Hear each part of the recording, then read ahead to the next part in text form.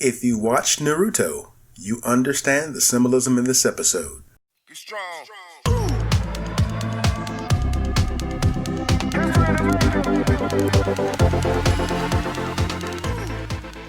Welcome again to 5 on the Backhand Side.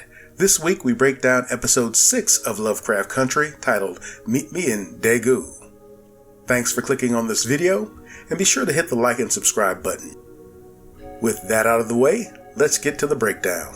Our story opens with Jia, played by Jamie Chung, in a movie theater watching Judy Garland's Meet Me in St. Louis and imagining herself on screen. Derby in his bright green tie, he was quite the handsomest of men. She is a hopeless romantic and hopes her future beau will share her love of Garland.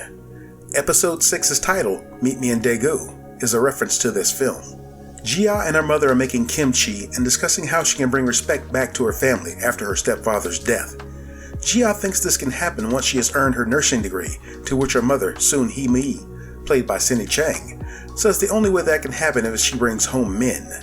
The phrasing is meant to make us consider what Jia must do to win the affection and financial stability of men.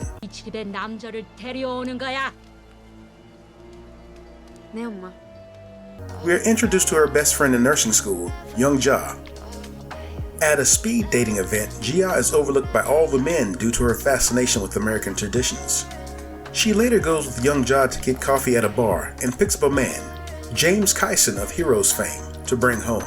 Jia lights a candle and dozens ignite simultaneously. Dude is so horny he does not even question it.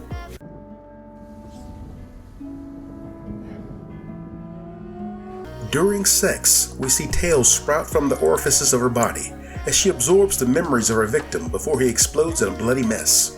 Her mother enters the room and says 10 more are needed. The US military has arrived.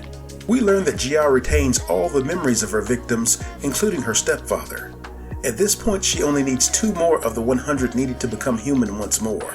Jia is a kumiho, a 9-tailed fox spirit. It was summoned into this body by a mudang, a Korean shaman, for her mother.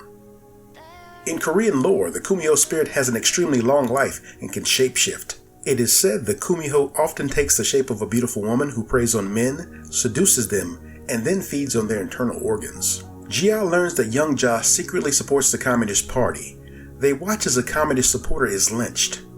Her words about nothing wrong with being different and that they are all the same and human can easily be applied to racism. Jia has claimed an American soldier as her next victim, but says this one loved her even though she just met him. We find that the reason for the summoning of the kumiho was that Jia was being molested by her stepfather and the mother wanted him killed.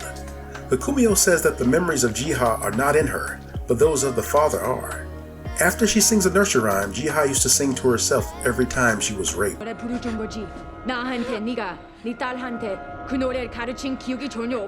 group of nurses is rounded up and being questioned for spying. Tik is finally introduced, and he assists in the executions of these women. He is about to kill Jia when Young Ja confesses and is taken away. Jia is still working in the hospital. As she surveys the patients, she sees Tik in a bed. She is consumed by hate and must go outside to regain her composure. She has decided he will be her last victim. He asks if she will read him The Count of Monte Cristo, to which she tells him the ending. However, he explains to her that the movie ending to which she described is not how it happens in the book. Edmund and Mercedes don't end up together. They grow closer over the next few weeks, and it culminates in him surprising her with a Judy Garland-Gene Kelly movie, Summer Stock, where they have their first kiss. She takes him home to complete the ritual. Before she does, he informs her that he is a virgin and expresses guilt over the horrible things that he has done. She kicks him out before they can consummate the relationship, fearing her monstrous side would take over. Get out! Get out! Go! Her mother enters the room again and asks how she can have feelings for someone who killed her best friend. She spits in her face and leaves. She waits for Tik outside of the camp and tells him that he killed her best friend and that she was going to kill him, but she didn't because she feels something for him. She occasionally loses her Korean accent during this scene. They kiss once more and consummate their relationship without her killing him. She tells her mother that Tik cares for her and that she loves him even though she is a kumiho. She believes she can control her tales, and her mother tells her that he only cares about her because she has not told him the truth about what she is. She reads the story of the nine-tailed fox spirit to him, but he thinks it's just a story and not really paying attention to what she is trying to tell him. He tells her that he has earned enough points to go back home, and that he wants her to go with him. This time, while making love, she lets her guard down and her tails come out. She starts to absorb his memories and sees his abuse at the hands of Montrose and his role in torturing young Ja to death.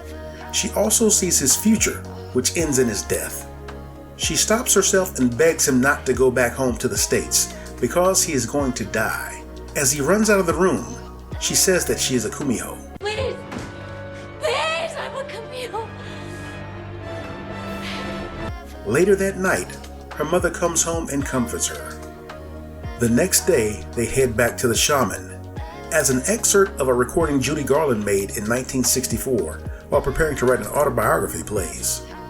Jia stares at a fox in the distance before they speak with her. The mother says she will bear the cost for her daughter, whatever it may be. We are never told what it is. Jia wants to know if Tick will really die, as she has seen in her vision. The answer is unclear. Wow, what a great episode. I'm going to give this one a 5 out of 5. I like how these standalone episodes are becoming showcases for the talent. Most of these artists have never really been given the screen time needed to show what they can really do, and Jamie Chung makes the most of the opportunity. Thanks to Helen Shaver's direction of the episode, Jamie Chung as Jia commands almost every scene, and her story is intriguing.